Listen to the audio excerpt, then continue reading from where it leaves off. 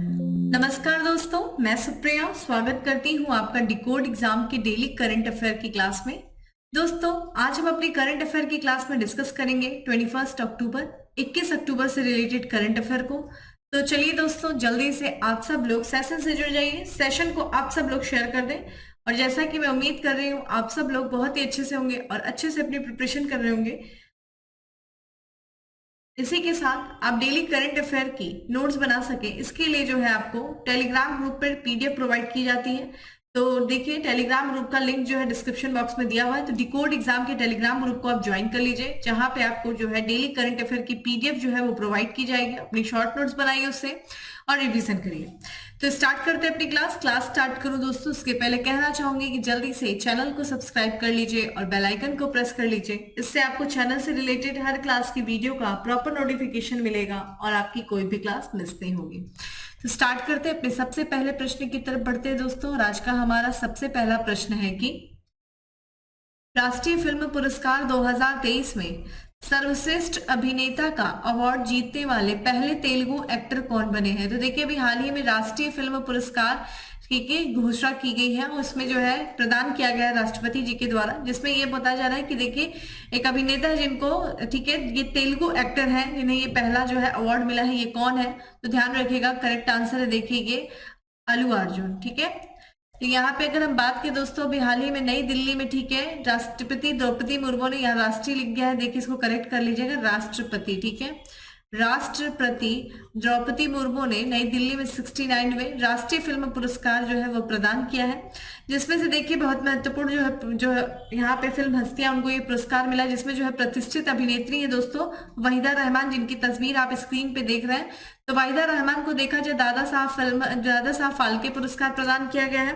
वही हम बात करें दोस्तों, जो मराठी फिल्म है जो है गोदावरी, ठीक है, मराठी फिल्म है गोदावरी, उसके जो है निर्देशक, उनको जो है, जिनका नाम है निखिल महाजन, उनको सर्वश्रेष्ठ निर्देशक का पुरस्कार प्रदान किया गया उनकी फिल्म मराठी फिल्म है गोदावरी के लिए। वहीं अल्लू अर्जुन की बात किया दोस्तों, इनकी फिल्म आई थी 2021 में, जिसका नाम था पुष्पा द राइज। इसमें इन्होंने देखा जाए उत्कृष्ट प्रदर्शन के लिए इनको जो है सर्वश्रेष्ठ अभिनेता के लिए पुरस्कार से सम्मानित किया गया था, ठीक है, इनकी फिल्म के लिए। वही बात करें, देखिए सर्वश्रेष्ठ अभिनेत्री का पुरस्कार इसमें दो लोगों को संयुक्त रूप से मिला है। एक आलिया भट्ट को मिला है, उनकी फिल्म जो है गंगूबाई काठियावाड़ी, और वही कीर्ति सेनन की जो फिल्म है दोस्तों मिम्मी, उनके लिए जो है संयुक्त रूप से, उस फिल्म के लिए इनको संयुक्त रूप से जो है सर्वश्रेष्ठ अभिनेत्री का पुरस्कार प्रदान किया गया है। वही बात किया जाए दोस्तों, यहाँ पे जो है आर माधवन के द्वारा निर्देशित एक फिल्म है दोस्तों, जिसका नाम है रॉकेटरी द नामडी इफेक्ट, उसको जो है सर्वश्रेष्ठ फीचर फिल्म का पुरस्कार जो है प्रदान किया गया है। वही बात करें दोस्तों, सहायक अभिनेत्री का पुरस्कार जो प्रदान किया गया है वो पल्लवी जोशी को प्रदान किया गया है, उनके किस फिल्म में दोस्तों? द कश्मीर फाइल में। और पंकज त्रिपाठी को मिमी में सर्वश्रेष्ठ सहायक जो है अभिनेता का राष्ट्रीय पुरस्कार प्रदान किया गया है। साथ ही साथ दोस्तों जो फिल्म थी RRR, ठीक है, उसको देखा जाए संपूर्ण मनोरंजन प्रदान करने वाली सर्वश्रेष्ठ लोकप्रिय फिल्म का पुरस्कार मिला। ठीक है, तो ये कुछ महत्वपूर्ण दोस्तों 69वें राष्ट्रीय फिल्म पुरस्कार से संबंधित जो पुरस्कार है जो प्रदान किए गए विभिन्न हस्तियों को, उनसे संबंधित कुछ महत्वपूर्ण तथ्य, और ये ध्यान रखिएगा, स्टार कर लीजिएगा। इसमें से एक एक लाइन इंपॉर्टेंट, आइए बात कर लेते हैं राष्ट्रीय फिल्म पुरस्कार के बारे में। तो ये जो है इसकी स्थापना दोस्तों 1954 में इसकी स्थापना की गई थी राष्ट्रीय फिल्म पुरस्कार की, और तब से देखा जाए ये देश में जो सबसे प्रतिष्ठित और बहुप्रतीक्षित आयोजनों में से एक ये बन गया है। इस समारोह का, ये जो फिल्म पुरस्कार है, इसका जो पूरा जो है तरीके से देख रेख किया जाता है किसके अंतर्गत? तो ये केंद्रीय सूचना और प्रसारण मंत्रालय का जो फिल्म समारोह निदेशालय है, उसी के तहत जो है ये पूरे राष्ट्रीय फिल्म पुरस्कारों के आयोजन की देखरेख किया जाता है। और साथ ही साथ जो है इन पुरस्कारों के प्रबंधन का दायित्व दोस्तों 1973 में फिल्म समारोह निदेशालय को क्या कर दिया गया था? हस्तांतरित कर दिया गया था। तो ध्यान रखिएगा, राष्ट्रीय फिल्म पुरस्कार की स्थापना कब की गई थी? 1954 में, तब से ये पुरस्कार दिया जा रहा है। और 2023 में कौन से के क्रम का था? ये ध्यान रखिएगा 69वें क्रम का था। ठीक है, चलिए दोस्तों अगले प्रश्न की तरफ बढ़ते हैं। और हमारा अगला प्रश्न है कि बिहार में चौथे कृषि रोड मैप 2023 से 28 को किसने लॉन्च किया है? तो देखिए बिहार के चौथे कृषि रोड मैप को लॉन्च किया गया है, जिसका समय जो है टाइम पीरियड क्या है? 2027 से लेकर के 2028। और जैसा कि दोस्तों आपको पता है कि अभी हाल ही में जो है राष्ट्रपति द्रौपदी मुर्मू जो है 3 दिनों के लिए बिहार की यात्रा पे थी और इसी दौरान जो है राष्ट्रपति द्रौपदी मुर्मू ने दोस्तों चौथे कृषि रोड मैप को बिहार में जो है लॉन्च किया है। तो बिहार के, तो जैसा कि राष्ट्रपति जी जो द्रौपदी मुर्मू 3 दिनों के लिए जो है बिहार की यात्रा पे पटना पहुंची थी, जहां पे उनका जो है स्वागत किया गया। ठीक है, बिहार के राज्यपाल जो है विश्वनाथ अर्लेकर के द्वारा, मुख्यमंत्री जो वहां के हैं दोस्तों नीतीश कुमार, साथ ही साथ 2 उप मुख्यमंत्री यानी कि तेजस्वी प्रसाद यादव ने उनका जो है जो उप मुख्यमंत्री उनके द्वारा जो है स्वागत किया गया। इसी दौरान जो है उन्होंने, ठीक है, राष्ट्रपति द्रौपदी मुर्मू ने यहाँ पे पटना के बापू सभागार में देखा जाए तो एक समारोह आयोजित था, जिसमें उन्होंने चौथे बिहार कृषि रोड मैप 2023 से 28 का उद्घाटन किया। ठीक है, तो ये चौथा बिहार कृषि रोड मैप है और यहाँ पे जो है ये रोड मैप लागू कर रही है सरकार किस वर्ष से, तो बिहार की सरकार जो है 2008 से जो है कृषि रोड मैप को लागू कर रही है और इस बार जो लागू किया जा रहा है वो चौथा कृषि रोड मैप है। और इस रोड मैप से देखिए राज्य की कृषि जो है, राज्य की कृषि रोड मैप बिहार में जो कृषि विकास को, ठीक है, ये किस लिए इसको लागू किया जाता है, तो बेसिकली देखा जाए कि बिहार का जो कृषि क्षेत्र है या फिर कृषि के विकास को बढ़ावा देने के लिए, साथ ही साथ जो है विभिन्न नई जो है विचार और कार्यक्रम और रणनीतियों को शामिल करने के उद्देश्य से ये जो है कृषि रोड मैप को तैयार किया जाता है। बेसिकली उद्देश्य क्या है दोस्तों, जैसा कि जलवायु परिवर्तन हो रहा है और जलवायु परिवर्तन के कारण देखा जाए तो कृषि क्षेत्र में कई सारी चुनौतियां देखने को मिल रही है, तो उन्हीं उत्पन्न चुनौतियों से निपटने के लिए और कृषि पर जो इन जलवायु परिवर्तन का जो प्रतिकूल प्रभाव पड़ रहा है दोस्तों, उन प्रतिकूल प्रभाव का जो नकारात्मक प्रभाव पड़ रहा है उसका समाधान इकट्ठा करने के लिए ये रोड मैप तैयार किया जाता है। ठीक है, और यह राज्य को एक प्रमुख क्षेत्र है, ठीक है, जो कि कृषि जो है राज्य का एक प्रमुख क्षेत्र है जिसपे जलवायु का बहुत ज्यादा, जलवायु परिवर्तन का काफी ज्यादा प्रभाव देखने को मिल रहा है। तो इसी चुनौती का समाधान निपटाने के लिए भी, निकालने के लिए ये कृषि रोड मैप तैयार किया गया है। इसके लिए जो है 5 साल का खाका जो है जलवायु, लचीली खेती और तकनीकी और वैज्ञानिक हस्तक्षेपों के माध्यम से किसानों की आय में बढ़ने पर जो है विशेष जोर देता है। ठीक है, तो ये ध्यान रखिएगा कि ये किस राज्य में, ठीक है, कृषि रोड मैप लॉन्च किया गया, तो बिहार में। ठीक है, अगला दोस्तों नियुक्ति से संबंधित है कि हाल ही में इंद्रसेना रेड्डी नल्लू को किस राज्य का राज्यपाल जो है नियुक्त किया गया है, तो ध्यान रखिएगा ये त्रिपुरा के राज्यपाल नियुक्त किए गए हैं। तो अभी हाल ही में देखिए राष्ट्रपति द्रौपदी, देखिए राज्यपालों की नियुक्ति जो की जाती है दोस्तों राष्ट्रपति के द्वारा की जाती है। और आप मुझे बताइए किस अनुच्छेद के तहत, ठीक है, राज्यपाल की बात की गई, चूंकि ये संवैधानिक पद है, तो आप मुझे बताइए कि राज्यपाल का जो है उल्लेख कहाँ पे किया गया है, इसके बारे में सारे अनुच्छेद अच्छे से पढ़ लीजिए। इनकी नियुक्ति कैसे होती है, किस तरह से कार्य करते हैं, इनके बारे में सब कुछ, इनका क्या कार्यकाल होता है, ये सारी चीजें जो है पढ़ लीजिए अच्छे से पॉलिटी में। तो यहाँ पे राष्ट्रपति द्रौपदी मुर्मू ने 2 राज्यों में, ठीक है, त्रिपुरा और उड़ीसा में 2 नए राज्यों के राज्यपाल नियुक्त किए हैं, जिसमें से देखिए एक बात यहाँ पे जो है इंद्रसेना रेड्डी नल्लू को देखा जाए तो इन्होंने त्रिपुरा का राज्यपाल जो है नियुक्त किया है। और यहाँ पे अगर हम बात करें इंद्रसेन रेड्डी किसका स्थान लेंगे दोस्तों, तो सत्यदेव नारायण आर्य का स्थान लेंगे, जो कि अभी तक त्रिपुरा के राज्यपाल थे। वहीं झारखंड के जो पूर्व मुख्यमंत्री थे दोस्तों, जिनका नाम है रघुवर दास, इन्हें जो है उड़ीसा का राज्यपाल नियुक्त किया गया। ठीक है, ये झारखंड के पूर्व मुख्यमंत्री थे और जो है ये किसका स्थान लेंगे, तो निर्वर्तमान जो वहां के उड़ीसा के जो राज्यपाल है प्रोफेसर गणेशी लाल, उनका ये स्थान लेंगे। ठीक है, तो ये कुछ महत्वपूर्ण नियुक्तियां हैं, ठीक है, जो आपके एग्जाम के लिए इंपॉर्टेंट है। अगला है, हाल ही में किस राज्य में काटी बिहू पर्व मनाया गया है, तो काटी बिहू पर्व दोस्तों किस राज्य में मनाया गया है, ऑप्शंस आपके सामने देखिए। अगर जिन्हें पता होगा कि बिहू किस राज्य में मनाया जाता है वो इजिली आंसर कर लेंगे। और ध्यान रखिएगा बिहू जो है आपके एग्जाम में कई बार पूछा गया है, तो जिन्हें आंसर पता है कमेंट बॉक्स में आंसर करिए, साथ ही साथ वीडियो को दोस्तों शेयर कर दीजिए। तो इसका जो करेक्ट आंसर है दोस्तों वो है असम। ठीक है, असम में मनाया गया। तो असम में देखा जाए दोस्तों, असम जो है वहां पे बिहू पर्व को बहुत ही धूमधाम से मनाया जाता है। और हाल ही में यानी कि 18 अक्टूबर की बात है दोस्तों, वहां पे जो है काटी बिहू पर्व जो है मनाया गया, काटी बिहू। अगर हम बात करें जो असमिया कैलेंडर, उसके अनुसार यह पर्व जो है काटी मास में मनाया जाता है। ये जो मास है इनके लिए वो काटी मास के जो है मनाते हैं। जनरली ये देखा जाए दोस्तों, जो कृषि जो क्षेत्र होता है, जो फार्मर्स के क्षेत्र होते हैं, किसानों के जो क्षेत्र होते हैं, जो फील्ड होती है, उनमें जो है प्रॉस्पेरिटी लाने के लिए, ठीक है, समृद्धि लाने के लिए ईश्वर से प्रार्थना की जाती है इस पर्व के दौरान।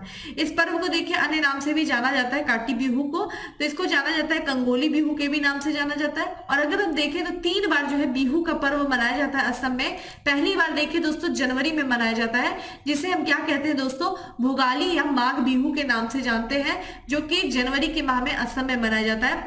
वही अगर अप्रैल माह में देखें दोस्तों तो एक बिहू त्योहार है जिसका नाम है रोंगाली या बोगाह, ठीक है, बोहाग बिहू, जो कि अप्रैल महीने में मनाया जाता है। और वही देखा जाए दोस्तों अक्टूबर के यानी कि अभी जो मनाया जा रहा है उसको कोंगाली या काटी बिहू के नाम से जाना जाता है, ठीक है।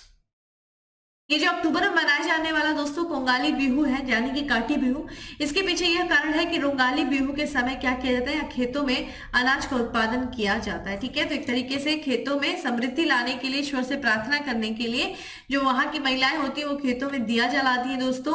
और इसी पर्व को क्या कहा जाता है, काटी पर्व, ठीक है, काटी बिहू पर्व। जनरली किसानों से संबंधित पर्व है, कभी कभी एग्जाम में इस तरह से भी क्वेश्चन घुमा के पूछ सकता है।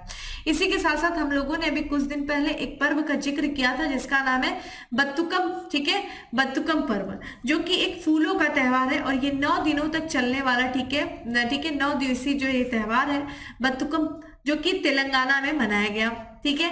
यहाँ पे जो इस त्योहार के दौरान जो पारंपरिक रूप से जो राज्य की महिलाएं हैं उनके द्वारा एक तरीके से मनमोहक जो स्थानीय फूलों के साथ यह जो है रंगीन पुष्प वाला उत्सव है। कई साल आप देख सकते हैं यहाँ पे काफी रंगीन जो है कई कलर के जो है फूल यहाँ पे लाए गए हैं। यह त्योहार देखा जाए जो मानसून की शुरुआत के साथ मनाया जाता है और इस दौरान तालाबों में पर्याप्त जल के साथ ही चमकीले रंग बिरंगे फूल भी उग आते हैं, ठीक है। तो ये जो है बत्तुकम पर्व कहाँ मनाया जाता है दोस्तों, तेलंगाना में। अगले प्रश्न की तरफ बढ़ते हैं। अगला प्रश्न है कि हाल ही में चर्चा में रही आयरन बीम मिसाइल रक्षा प्रणाली किस देश से संबंधित है। तो आयरन बीम मिसाइल रक्षा प्रणाली किस देश से संबंधित है जो कि अभी काफी चर्चा में रही है, ये इजराइल की है, ठीक है। आइए इसके बारे में बात कर लेते हैं दोस्तों। इजराइल ने जो है अपनी नई जो है लेजर आधारित आयरन बीम मिसाइल का क्या किया है, रक्षा प्रणाली जो है परीक्षण किया है, ठीक है। ये लेजर आधारित, ठीक है, लेजर आधारित आयरन बीम है और इस प्रणाली को देखा जाए तो कम दूरी के रॉकेट, तोपखाने और मोटार बमों को नष्ट करने के लिए डिजाइन किया गया। तो ये जो रक्षा प्रणाली है तो ये रक्षा करेगी, यानी कि अगर किसी भी देश के द्वारा, ठीक है, इजराइल पर आक्रमण किया जाता है, ठीक है, रॉकेट से, तोपखाने से, तो उसको जो है रोकने में ये क्या करेगी, लेजर जो है लेजर निकालेगी और इससे उसको उस रॉकेट को नष्ट कर देगी।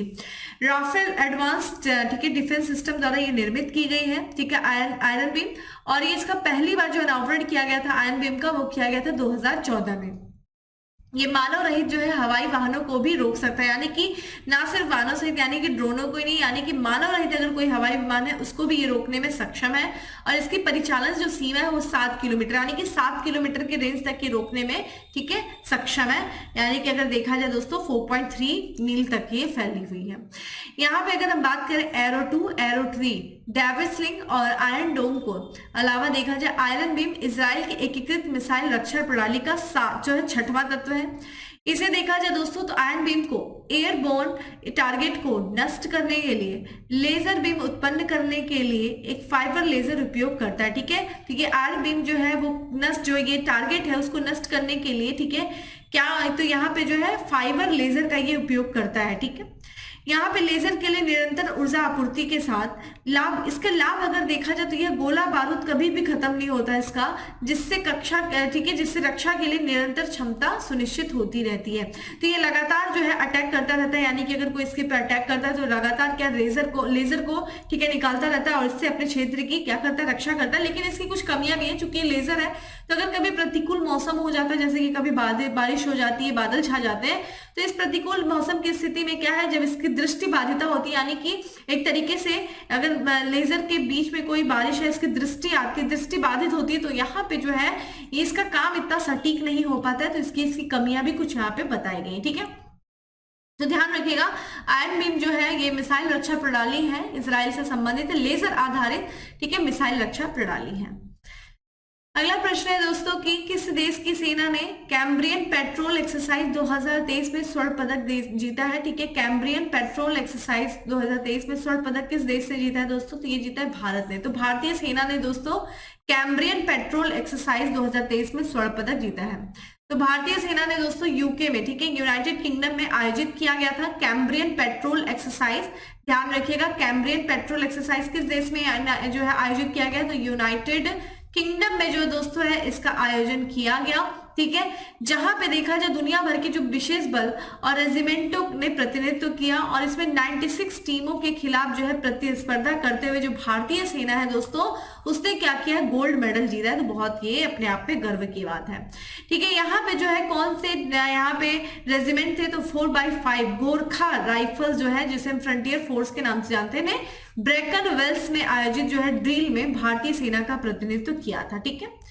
कैरिबियन गश्ती अभ्यास को बात करें तो ये मानव सहनशक्ति और टीम भावना की अंतिम परीक्षा माना जाता है और इसे जो है कैम्ब्रियन गश्ती अभ्यास को अन्य नाम से भी जाना जाता है, सैन्य गश्त का ओलंपिक के नाम से जाना जाता है। तो सैन्य गश्त का ओलंपिक किसने जीता दोस्तों, भारतीय सेना ने जीता है, ठीक है।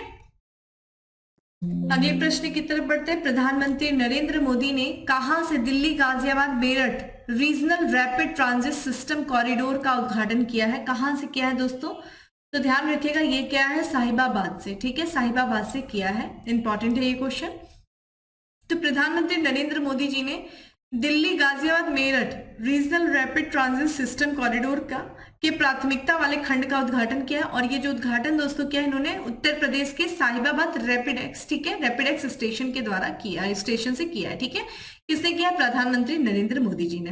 प्राथमिकता वाला खंड की अगर लंबाई देखें दोस्तों तो ये खंड जो है 17 किलोमीटर तक फैला है और ये ध्यान रखिएगा ये साहिबाबाद को किससे जोड़ता है, तो दुहाई डिपो से जोड़ता है और इसमें कौन कौन से स्टेशन शामिल है दोस्तों, गाजियाबाद है, गुलधर है, दुहाई है। ध्यान रखिएगा ये क्वेश्चन आपकी यूपी स्पेशल के लिए बहुत इंपॉर्टेंट हो जाता है, ठीक है। यहाँ पे आप देख सकते हैं, ठीक है, ये इंडिया फर्स्ट जो है ये कॉरिडोर है, जबकि आप यहाँ पे भी इसको भी ध्यान में रखिएगा थोड़ा।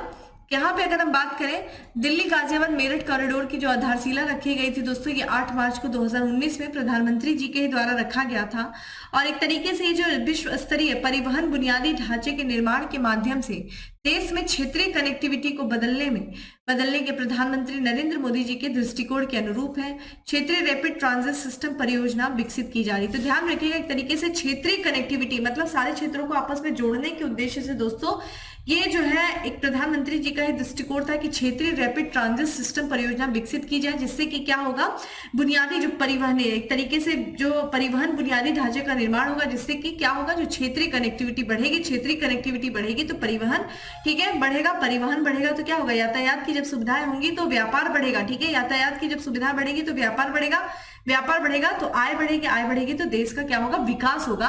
तो एक तरीके से यहाँ पे विकास को ध्यान में रखते हुए प्रधानमंत्री नरेंद्र मोदी जी ने ये दृष्टिकोण रखा था और इसी को ध्यान में रखते हुए जो है Delhi Ghaziabad Meerut regional rapid transit system corridor के प्राथमिकता वाले खंड का उद्घाटन किया गया। कहां से किया गया, उत्तर प्रदेश के साहिबाबाद रैपिडेक्स इंडेक्स से किया गया है, ठीक है, रैपिडेक्स स्टेशन से किया गया। किसके द्वारा, प्रधानमंत्री नरेंद्र मोदी जी के द्वारा। अगला है, देखिए अभी हाल ही में एक इंडेक्स जारी किया गया जिसका नाम है ग्लोबल रिमोट वर्क इंडेक्स। इसमें भारत का कौन सा स्थान है दोस्तों, तो ग्लोबल रिमोट वर्क इंडेक्स की बात करें तो भारत का स्थान 64वां है, ठीक है।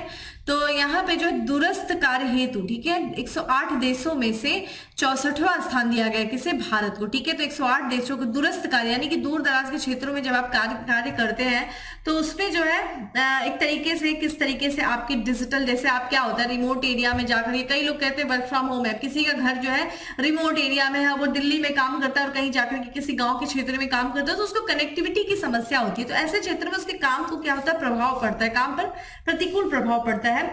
तो इसी चीज को ध्यान में रखते हुए यहाँ पे जो है इंडेक्स जारी किया गया और यहाँ पे दूरस्थ कार्य हेतु जो भारत का स्थान है वो 64वां स्थान है। कितने देशों में, 108वें देशों में। अगर वही देखा जाए 2022 की तुलना में 15 स्थान महत्वपूर्ण गिरावट किया है, यानी कि स्थिति खराब हुई है।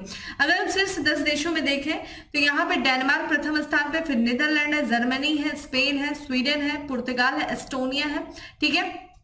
यहाँ पे बात करें लिथुआनिया है, आयरलैंड है और साथ ही साथ देखा जाए स्लोवाकिया है। साइबर सुरक्षा फर्म की बात करें दोस्तों, ये जो है ग्लोबल रिमोट वर्क इंडेक्स जारी किसके द्वारा किया जाता है? तो एक साइबर सुरक्षा फर्म है जिसका नाम है नॉर्थ, ठीक है, नॉर्ड लेयर के द्वारा इसको जारी किया जाता है। और ये 4 प्रमुख मानदंडों के आधार पे जो है ये मूल्यांकन करता है, देशों का मूल्यांकन। और ये 4 प्रमुख मानदंड कौन से? तो साइबर जो है सुरक्षा, साइबर सिक्योरिटी के आधार पे, आर्थिक सुरक्षा, ठीक है, डिजिटल और भौतिक बुनियादी ढांचा और सामाजिक सुरक्षा, इस 4 मापदंडों के आधार पर ग्लोबल रिमोट वर्क, ठीक है, इंडेक्स जारी किया जाता है एक साइबर सुरक्षा फर्म नॉर्डलैंड के द्वारा। और भारत इस साल 108 देशों में, ठीक है, 64वें स्थान पर है। इसी के साथ साथ एक और भी इंडेक्स की बात कर लेते हैं दोस्तों। अभी हाल ही में देखिए मर्सर सीएफए इंस्टीट्यूट ने ग्लोबल पेंशन इंडेक्स जारी किया था, ठीक है, जिसमें इस इंडेक्स में 47 देशों को शामिल किया गया था पेंशन प्रणाली का आकलन करने के लिए। और भारत की बात करें दोस्तों, 47 देशों में भारत जो है इसमें 45वें स्थान पे था। और वहीं अगर हम बात करें 2022 में 44 देशों में भारत जो है 41 स्थान पे था। अगर हम देखें तो ग्लोबल पेंशन इंडेक्स 2023 में जो है टॉप पे कौन से हैं? तो पहला जो है नीदरलैंड है, फिर आइसलैंड है, फिर तीसरा देखा जाए डेनमार्क है। वही अगर हम बात करें दक्षिण अमेरिका जो है ये अर्जेंटीना, ठीक है, अर्जेंटीना जो है वो 47वें यानी कि अंतिम स्थान पर है, ठीक है, दक्षिण अमेरिका का देश है अर्जेंटीना। ग्लोबल पेंशन इंडेक्स में देखा जाए ये जो इस वर्ष जारी किया गया ये 15वां संस्करण, चूंकि मैं पहले भी बता चुकी हूँ लेकिन इसको फिर से शामिल किया जिससे कि आपका ये रिवीजन हो जाए, ठीक है। चलिए अगले प्रश्न की तरफ बढ़ते हैं जो कि हमारा दिवस से संबंधित है। और मेरी पूरी कोशिश रहती है कि एक दिवस आपको डेली रिवीजन कराया जाए। तो यहाँ पे विश्व ऑस्टियोपोरोसिस दिवस मनाया गया है। कब मनाया गया है दोस्तों? ये मनाया गया 20 अक्टूबर को मनाया गया, ठीक है। तो हड्डी से संबंधित ये रोग है, ठीक है। तो यहाँ पे जो है ऑस्टियोपोरोसिस बीमारी के बारे में लोगों को जागरूक करने के लिए दोस्तों हर साल 20 अक्टूबर को विश्व ऑस्टियोपोरोसिस दिवस मनाया जाता है। इस दिवस का बेसिकली उद्देश्य क्या है? तो मुख हड्डी रोगों का जो है उजागर करना, जो हड्डी रोग होते हैं उनको उजागर करना और साथ ही साथ इनकी रोकथाम और उपचार के बारे में लोगों को जागरूक करना। इस वर्ष की अगर थीम की बात करें, विश्व ऑस्टियोपोरोसिस दिवस की थीम क्या है दोस्तों? बेहतर हड्डियों का निर्माण जो है इस वर्ष की थीम है। वही बात करें दोस्तों इस दिवस को सबसे पहली बार जो मनाया गया था दोस्तों, ये ध्यान रखिएगा, इस दिवस को मनाया गया था तो 20 अक्टूबर 1996 को जो है यूनाइटेड किंगडम की एक सोसाइटी जिसका नाम है नेशनल ऑस्टियोपोरोसिस सोसाइटी, उसके द्वारा जो है पहली बार इस दिवस को मनाया गया था। और तब से देखा जाए 1997 से इंटरनेशनल ऑस्टियोपोरोसिस फाउंडेशन ने विश्व ऑस्टियोपोरोसिस दिवस का आयोजन किया है, ठीक है, ये ध्यान रखिएगा। तो विश्व ऑस्टियोपोरोसिस दिवस कब मनाया जाता है दोस्तों? 20 अक्टूबर को मनाया जाता है। इसी के साथ साथ दोस्तों बात कर लें एक और भी दिवस है जिसका नाम है विश्व आघात दिवस। दोस्तों विश्व आघात दिवस जो है हर साल 17 अक्टूबर को मनाया जाता है। और इस दिवस को मनाए जाने का मकसद क्या है? जो ट्रॉमा के कारण लक्षण और इसके रोकथाम के उपायों के बारे में लोगों को जागरूक करना इस दिवस का उद्देश्य है। आज का हमारा लास्ट एमसीक्यू है कि किस राज्य सरकार ने राज्य के 3 बाघ अभयारण्यों में विशेष बाघ सुरक्षा बल के गठन को मंजूरी दिया, यानी कि उस राज्य में जो बाघ अभयारण्य थे उनमें बाघों की संख्याओं का लगातार गिरावट हो रही है, जिसको ध्यान में रखते हुए इस राज्य सरकार ने देखा जाए विशेष बाघ सुरक्षा बल के गठन की मंजूरी दिया है। कौन सा ऐसा राज्य दोस्तों? तो यह है Arunachal Pradesh. Most important question है, वेरी वेरी इंपॉर्टेंट, स्टार कर लीजिएगा। यहाँ पे जो अरुणाचल प्रदेश के जो राज्य मंत्रिमंडल है दोस्तों, उसने राज्य के 3 बाघ अभयारण्य कौन कौन से? नामदफा है, पक्के है, कामलांग है, इनके लिए जो है इसके लिए राज्य में विशेष बाघ सुरक्षा बल के गठन को मंजूरी दिया है। नामदफा राष्ट्रीय उद्यान जो कि टाइगर रिजर्व भी है, ये अरुणाचल प्रदेश के चांगलांग जिले में है। वही देखा जाए पक्के टाइगर रिजर्व ये अरुणाचल प्रदेश के पूर्वी कोमांग जिले में है। और पाखुई टाइगर रिजर्व की बात करें तो ठीक है, और यहाँ पे जो पक्के टाइगर रिजर्व है दोस्तों इसको हम पाखुई टाइगर रिजर्व के भी नाम से जानते हैं। और कामलांग टाइगर रिजर्व ये अरुणाचल प्रदेश के लोहित जिले में है। दोस्तों ये जो ध्यान रखिएगा, ये जो विशेष बाघ सुरक्षा बल का जो गठन किया गया है दोस्तों, इससे क्या होगा? तो इससे जो बाघ है, जो उस राज्य में बाघ है, जो उनके आवास है, उनके आवास बाघों को, ठीक है, अगर आवास को सुरक्षा मिलेंगी तो बाघों को भी सुरक्षा मिलेंगी। और यह जो है इन बाघ अभयारण्यों में अन्य अवैध गतिविधियों को भी नियंत्रित करेगा, ठीक है। अगर हम 2022 के बाघ राष्ट्रीय जनगणना के अनुसार देखें तो अरुणाचल प्रदेश ने अपने 3 रिजर्व में से कुल 9 बाघ दर्ज किए, लेकिन 2018 में जो पिछली गणना में 20 बाघों की गिरावट है, ठीक है, जो कि पहले 20 बाघों की गिरावट है, ठीक है। अभी तक कुल 3 जो है यहाँ पे 9 बाघों को दर्ज किया गया। बाघों के संरक्षण को बढ़ावा देने के लिए देखा जाए दोस्तों, बाघ यहाँ पे उत्तर प्रदेश सरकार ने 1 अप्रैल 1973 को प्रोजेक्ट टाइगर लॉन्च किया था। और अगर हम वर्तमान की गणना देखें कितने टाइगर हैं दोस्तों, तो सरकारी आंकड़ों के अनुसार देखा जाए तो भारत में 2018 में दोस्तों 2967 टाइगर्स है, जो कि आगे बढ़ करके ठीक है 6% की वृद्धि के साथ देखा जाए दोस्तों, तो ये कितने हो गए, तो यहाँ पे जो है 3682 जो है टाइगर हो गए, बाघ हो गए भारत में। और सर्वाधिक जो टाइगर है दोस्तों वो मध्य प्रदेश में, ठीक है। मध्य प्रदेश जो है जिसे टाइगर स्टेट का दर्जा है, वहां पे सर्वाधिक टाइगर है, ठीक है। तो ये था दोस्तों आज का हमारा 10 MCQ। बात कर लेते हैं फैक्ट्स ऑफ द डे के बारे में। फैक्ट्स ऑफ द डे में हमारा सबसे पहला फैक्ट है कि भारत में वी सेल लिम्फोमा, ठीक है, लिम्फोमा और ल्यूकेमिया प्रकार के कैंसर के इलाज के लिए मंजूरी दिया गया। क्या नाम है दोस्तों? नेक्सकार 19। तो ध्यान रखिएगा, ये भी स्टार है क्वेश्चन, बहुत ही इंपॉर्टेंट ये क्वेश्चन है अपने आप में कि बी सेल लिम्फोमा और ल्यूकेमिया जो कि एक प्रकार का कैंसर है, और इस कैंसर के उपचार के लिए भारत ने किसको मंजूरी दिया? नेक्सकार 19 को, ठीक है। एम्बेड साइंस का ब्रांड एम्बेसडर नियुक्त किया गया, किसे नियुक्त किया गया? विदित गुजराती, ठीक है, यहाँ पे गुजराती को किया गया है। मलेशियाई अभिनेत्री है जिसको दोस्तों अंतरराष्ट्रीय ओलंपिक समिति का सदस्य बनाया गया, इनका नाम क्या है? माइकल यो है। चीन फुटबॉल एसोसिएशन ने अपना अध्यक्ष चुना है, ठीक है, चीन फुटबॉल एसोसिएशन का अध्यक्ष चुना गया है, जिनका नाम क्या है? सोंग काई है। राष्ट्रीय हस्तशिल्प, ठीक है, हस्तशिल्प प्रदर्शनी बुनकर मेला शुरू हुआ है, कहाँ शुरू हुआ है दोस्तों? कोलकाता, पश्चिम बंगाल में, ठीक है, पश्चिम बंगाल। तो दोस्तों ये था आज का हमारा करंट अफेयर। उम्मीद करती हूँ आपको अच्छा लगा होगा। अच्छा लगा है तो लाइक कर दीजिएगा, ज्यादा से ज्यादा लोग को शेयर कर दीजिएगा। और बाकी जो है करंट अफेयर से संबंधित और सारे जो PDF है वो आपको टेलीग्राम ग्रुप पे प्रोवाइड की जाती है, लिंक आपको डिस्क्रिप्शन बॉक्स में दिया हुआ है, डाउनलोड करिए, शॉर्ट नोट्स बनाए, रिवीजन करिए। फिर मिलते हैं दोस्तों अगले सेशन में, तब तक के लिए bye, have a good day, stay safe and stay happy.